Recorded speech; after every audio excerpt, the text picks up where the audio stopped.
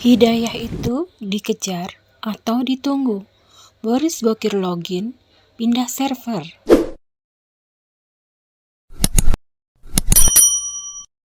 Komedian stand-up komedi Boris Bokir kerap kali menampilkan bahan jokes atau humor yang membanggakan atas pengetahuannya tentang Islam, yang bahkan kadang-kadang melebihi pengetahuan Islam seorang Muslim temannya.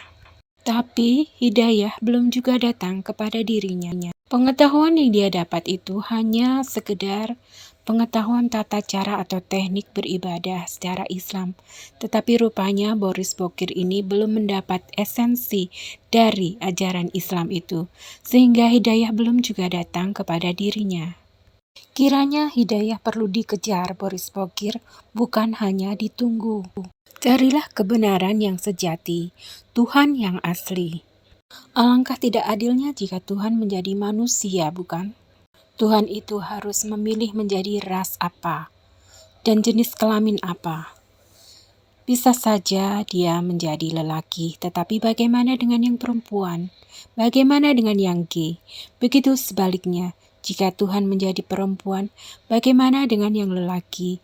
Bagaimana juga dengan yang gay? Masa Tuhan rasis sih? Jadi sangat tidak mungkin Tuhan asli itu berkehendak atau mau menjadi manusia. Karena Tuhan asli itu maha adil. Think about that. Berikut kita saksikan penampilan dari Boris Bokir.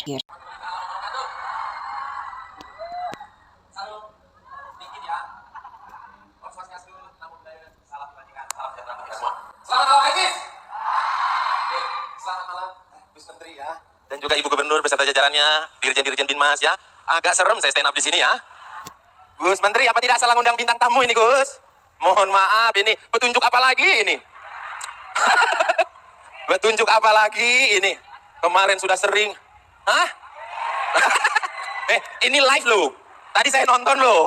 Tadi saya nonton di live loh. Keluarga saya nggak siap loh. Aduh. Yuk bisa yuk. Itu hashtag yang bikin emang. Aduh, itu orang tuh. Orang Bondowoso itu yang bikin itu. Orang Bondowoso yang bikin hashtag. Yuk Boris, yuk bisa yuk katanya. Disuruh login saya, Gus. Bentar dulu ya kan. Saya kan tadi pas masuk merasakan, wah, sejuk. Sejuk gitu. Saya berharap apa yang ada di ruangan ini bisa tertular ke semua negara di Indonesia. Nah, ke semua negara dan ke semua Indonesia itu. Karena gini teman-teman, walaupun saya Kristen, tapi saya mendapatkan dampak positif dari agama Islam. Hal paling sederhananya adalah libur. Hal paling sederhananya adalah libur. Libur loh. Di Indonesia untuk agamanya ada banyak, jadi liburnya banyak, jujur. Senang tidak? Tanggal 25 Desember libur senang kan? Senang, apalagi saya, libur lebaran selalu seminggu lebih. Iya. Karena gimana pun saya, walaupun saya Kristen, tapi Gus, saya sejak kecil sudah dekat dengan agama Islam. Dekatnya itu jaraknya dekat sekali, karena di depan rumah saya di Bandung itu masjid depannya. Di depan rumah saya itu masjid namanya Masjid Al-Ikhlas. Ya kan, kalau surat Al-Quran itu agak pendek memang suratnya ya. Al-Ikhlas, Al-Kautsar pendek, Al-Falaq juga pendek ya. Kok saya tahu ya? Harusnya kan saya nggak tahu ya. Dan lagi juga, saya itu awalnya waktu kecil Gus. Saya itu kan tiap hari Jumat itu kan suka ada orang Jumatan. Bukan suka ada, banyak ya. Banyak orang Jumatan. Dan saya ketika kecil itu di sekolah itu, awalnya saya tidak tahu mengenai Al-Fatihah ini. Tapi karena tiap hari Jumat diulang dan diulang terus, mau nggak mau saya jadi tahu. Saya jadi tahu. Jangan disuruh coba. Nanti salah viral. Ini di depan ada Pak Menteri loh, Gus Menteri loh. Iya. Itu saya tahu, oh gini. Oh jadi kalau ada azan. Kadang-kadang saya waktu kecil itu, kadang-kadang mohon maaf ya kan waktu pemikiran anak kecil waktu dia. Kalau azan maghrib kan di TV dulu disiarkan. Di TV. Sampai sekarang masih disiarkan. Nah ketika ada Inna kadana tuflihul mi'ad. Itu saya langsung kembali lagi ke TV. Berarti program saya mau mulai lagi ini. Iya kan itu biasa udah beres kan? Udah beres, acara TV-nya mau mulai lagi. Sampailah saya ketika belajar SD. SD saya di SD Negeri Gus, waktu itu status agamanya adalah disamakan. Jadi kalaupun saya Kristen, tapi di kelas ketika pelajaran agama Muslim atau agama Islam, saya juga belajar agama Islam. Waktu itu saya kelas 4 atau kelas 5 SD gitu. Nama guru agamanya Pak Yunus. Aduh ini live lagi ya. Mudah-mudahan beliau tidak nonton ya. Pak Yunus. Waktu pertemuan pertama, kedua, itu waktu masih di CAU 1. Iya CAU, sistem saya masih CAU. Teman-teman apa sih emang sistemnya CAU juga kan? Hah? Enggak ya? Semester? Wow, mudah sekali kalian ya. Saya dulu masih PPKN, kalian PPKN juga kan? Ah iya, sama berarti, tipis-tipis aja itu. Itu Pak Yunus berkata, Boris, ini kan lagi pelajaran agama. Kamu mau di dalam atau di luar kelas? Sebagai seorang murid yang sangat-sangat luar biasa, saya memilih untuk di luar kelas kala itu. Karena kenapa? Oh, saya bisa main. Orang belajar, saya main. Di luar kelas kan? Sekali, 2 kali, 3 kali, sampai CAU 2, kok saya lama-lama jadi kayak orang aneh ya. Orang belajar dalam kelas, saya di luar, lama-lama kesepian, gak ada temannya. Akhirnya saya Ketika ada pelajaran Pak Yunus, Boris mau di dalam atau di luar? Mau di luar? Enggak Pak, saya mau di dalam. Barulah di dalam itu saya melihat hal-hal baru di dunia ini. Pertama, ada guru bahasa Indonesia saya, Ibu Yati. Ibu Yati ini mengajarkan kita nulis dari kiri ke kanan. Tapi Bapak Yunus mengajarkan menulis dari kanan ke kiri, Gus. Sebagai anak SD kan saya, loh kok ini mulainya dari kanan ya? Bertanya-tanya saya, kok dari kanan? Dikasih tahu sama teman saya, memang begitu. Kalau nulis dari kanan, diawali dengan alif katanya. Ada yang salah gerakan saya enggak ya? Alif ya kan, nggak salah kan ya? Ba ya, ta, sa, jim, ah, ho, ya, udah. Aduh, dulu sih sampai ikro 3 dulu ya. Dulu. Dan setelah itu, saya makin lama di dalam makin sering ada pelajaran tentang agama Islam. Oh begini, oke. Lalu, ketika sekolah saya masuk siang, itu jam 3 sore kita istirahat. Tapi teman-teman semua pada menghilang, gak ada di sekolah. Loh, anak-anak pada kemana? Ternyata pada sholat berjamaah, anak-anak SD ini. Saya sebagai anak SD, kita kalau anak kecil berbeda dari yang lain itu nggak mau. Kita harus sama, harus ikut dengan yang lain juga. Saya melihat, wah kegiatan apa ini kan gitu. Saya datang, ikut datang, saya lihat-lihat, oh begini, oke begitu, oke. Baru saya langsung masuk, dimarahin, nggak boleh masuk gitu langsung. Loh, kenapa? Harus wudhu dulu. Ini kan dilihat ada tulisannya itu, bata suci. Oh, saya mulai melihat gerakan-gerakan teman-teman saya. Apa yang pertama dibasahin, dibersihin. Habis itu kemana, ya kan? Udahlah. Lalu setelah itu, saya setelah akrab dengan kegiatan jam 3 sore itu, kala itu, saya mulai memberanikan diri untuk mempraktekkan di Masjid Al-Ikhlas. Anak kecil kalau punya kemampuan baru pasti pengen pamer. Lihat nih, aku bisa ini nih. Saya mau memamerkan itu kepada teman-teman rumah. Waktu itu memang saya salah pilih timing. Saya pilih jam 6 sore. Sholat maghrib. Ramai yang datang. Saya datang ke masjid. Tetangga, ini bukannya anaknya Bu Melvin? Kok sholat katanya? Aku diam saja. Aku hanya bisa terdiam dan terpaku, diam aja aku. Memulai hafalan gerakan wudhu tadi kan. Ada di sebelah tuh, apa ya kita sebutnya ya, yang suka menjaga masjid, marbot ya. Yang tinggalnya di biasanya di sebelah madrasah. Jadi kalau di Masjid Al-Ikhlas itu ada masjid besarnya, ada madrasahnya, ada rumah marbotnya di sampingnya. Di Bandung itu. Masya Allah, Cep Boris. Semoga hidayah ini tenang dong, jangan gitu dong. Jangan langsung dong. Masa yang nyalamin saya nanti langsung Gus Menteri. Nggak kaleng-kaleng loh ini. Ngeri nanti saya bertanggung jawabannya ini loh. Udahlah, sholat lah. Itu pada saat maghrib. Sholat maghrib, kalau tidak salah. Itu puasa seneng banget yang di sana yang di belakang itu sholat maghrib saya waktu itu. Udahlah. Tibalah saatnya Gus ini, ketika saya kembali ke sekolah adalah di mana ada ujian kenaikan kelas. Mata pelajaran agama. Status kan disamakan. Pak Yunus sudah mengajarkan semua hal, saya sudah hafal betul, sudah saya pelajari. Dibagikanlah lembar soal, ketika saya bukan lembar soal yang abu-abu kertas daur ulang itu, bukan. Saya dari amplop. Loh, kok belum apa-apa udah ada amplop nih ya kan? Saya buka, set.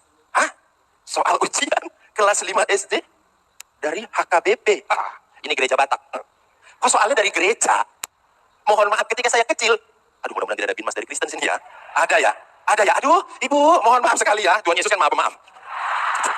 Masa ibu enggak? Saya waktu kecil itu jarang membuka Alkitab. Jarang sekali. Dari ketika soal ujian itu berlangsung, saya ngeblank. Tidak tahu apa-apa yang mau saya tulis. Ketika kita sekolah dulu, ada 3 bagian. Pilihan ganda, isian singkat, dan esai. Pilihan ganda, oke lah, kita bisa pakai cap-cip teori konspirasi. Ya kan? Biasanya suka ada guru-guru yang males. Kunci jawabannya ada polanya biasanya. Habis ini, habis A, C, habis C, E kali gitu. Bisa begitu. Esai, saya tidak tahu apa-apa, tapi saya mengambil sumber dari pilihan ganda. Saya menyadur ulang pilihan-pilihan ganda itu buat modal pidato di esai. Oh, panjang saya. Yang saya mentok di bagian kedua, isian singkat. Isian singkat kan ini nggak bisa mengarang-mengarang. Dan tidak mungkin soalnya ada pengulangan dari pilihan ganda ataupun dari esai. Saya bersikeras menjawab. Putar otak. Saya memiliki teman sebangku. Ini bukan judul lagu. Sebelah saya namanya Acep Ahmad. Bukan saudaranya Raffi Ahmad, bukan. Acep Ahmad. Saya pusing, bengong, nggak ngerjain, dan megang pulpen. Saya lihat ke kiri saya, loh, kok sama? Apa jangan-jangan Acep dapat soal yang sama dengan saya? Cep dapat soal dari HKBP juga? Bukan. Terus kenapa? Ini saya nggak bisa jawab. Lalu timbullah, kalau kita bukan saudara dalam seiman, kita saudara dalam kemanusiaan. Saya punya niatan baik, Gus, untuk membantu Acep. Saya punya niatan tulus, tidak ada sedikit pun mau menjerumuskan atau bagaimana, tidak ada. Saya sangat tulus dan ikhlas saya membantu Acep. Cep, yang mana yang nggak bisa? Respon Acep, Masya Allah, mengernyitkan dahi. Seolah-olah mau dijerumuskan oleh Fir'aun gitu, Pak. Seolah-olah ini. Bener, Cep, yang nomor berapa yang nggak tahu? Mana sini lihat soalnya. Acep masih dengan ragu-ragu. Boris, kamu jangan sok kamu, masa tahu? Ya kan tahu, kan Pak Yunus kalau ngajar di kelasnya memperhatikan. Masuklah soal dari yang mulai agak-agak sederhana dari Acep ini, cuma Acep keterlaluan. Padahal soalnya sederhana loh. Nabi Muhammad SAW. Waktu itu tulisannya begitu, Pak ya. Mungkin yang bikin soal malas ngetik kali, Pak ya. Nabi Muhammad SAW. Hijrah dari kota mana ke kota mana? Saya jawab dari sini, kan bisik-bisik, nggak boleh kenceng-kenceng, nanti ketahuan sama guru. Mekah ke Madinah. Tahu Acep responnya apa? Kaki saya ditendang. Masa hijrahnya ke madrasah? Bukan. Madinah. Oh, Madinah. Ditulis Acep. Acep mulai timbul rasa percaya kepada saya, Gus. Walaupun sedikit demi sedikit. Mulai timbul Acep rasa percaya kepada saya. Saya masih berkutat. Saya kan gak tega mau nanya soal saya ke Acep ya. Udah mah jarang muncul, saya tanya kaget ya takutnya nanti kan. Acep masih bengong lagi. Saya tanya lagi. Timbul lagi niat tulus saya. Cep, yang mana lagi? Ini ada lagi. Ini mah susah, Boris. Kamu gak bakal tahu. Jangan begitu, Cep. Dicoba dulu. Kalau saya tahu, ya syukur, alhamdulillah. Ya kan? Ya kalau tidak tahu, mohon maaf, saya kan Kristen. Jangan berekspektasi terlalu tinggi kan gitu. Acep bilang, nih soalnya. Sholat sunnah sebelum sholat wajib disebut. Tahu, Cep? Oh, ngarang kamu. Tahu? Kok belia? Kata Acep. Acep aja baru ngedenger kosakata itu Pak pertama kali. Acep baru, apa katanya? Jadi kayak harusnya kan kalau udah bisa menerka-nerka gitu ya gerak bibir. Oh ini arahnya. Ini Acep enggak sama sekali nol besar. Katanya. Kok belia? Kok belia, Acep? Q. Kok belia? Ditulis lagi sama Acep. Saya kan sebagai orang, saya husnuzon saya Gus, Bu Menteri, dengan Acep. Saya husnuzon. Siapa tahu Acep mengetahui perihal ini gitu. Kan kalau saya tahu agama Islam berarti kan itu pengetahuan umum buat saya. Kalau Acep tahu tentang agama Kristen berarti kan pengetahuan umum Acep juga luas gitu kan. Saya tanya, Cep, ini bantuin. Apa soalnya? Katanya. Murid Tuhan Yesus yang berkhianat siapa, Cep? Siapa ya? Emang ada muridnya katanya? Selosin, Cep. 12 jadi 5.000 jadi banyak, Cep. Ada, Cep. Aduh, saya nggak tahu, Boris. Datang Pak Yunus. Anak-anak, 2 menit lagi. Selesai tidak selesai, kumpulkan. Saya makin keringat dingin. Ini saya mau ngarang siapa ini? Murid Tuhan Yesus yang berkhianat siapa ini? Saya tidak tahu. Lalu Acep lagi. Masih mengerjakan, aduh ini apa aja. Masih mengetok-ngetokkan pulpennya kepada ini. Tok. Saya terganggu, apa lagi sih, Cep? Ini ada satu lagi, Riz. Apa? Sini saya bantu. Kata Acep bilang, Dilan Nun Marti bertemu dengan Mbak. Hukumnya apa? Saya jawab, saya tahu, Cep. Tahu? Iklab. Riz yang benar, Riz. Kamu jangan perkara kamu nilai kamu jelek, terus kamu menjerumuskan saya biar nilai saya jelek. Enggak benar, Cep. Itu mah iklab. Benar, iklab. Ditulis sama Acep, iklab. Pak Yunus bilang, oke anak-anak, waktunya habis, silahkan kumpul. Saya makin panik. Saya isi apa ini? Dalam kepanikan saya udah mau ini harus saya isi soalnya kan. Bismillah dulu lah, katanya kan. Sebelum melakukan segala sesuatu ya kan, biar diridhoi, biar lancar kan begitu. Bismillah dulu lah. La tajzanin Allah mana. Oke, siap. Karena sesungguhnya Allah bersama orang yang bersungguh-sungguh ya kan. Siapa tahu dengan bersungguh-sungguh ini menemukan jawabnya. Saya tulis aja nih. Siapakah murid Tuhan Yesus yang berkhianat? Saya tulis Boris Bokir.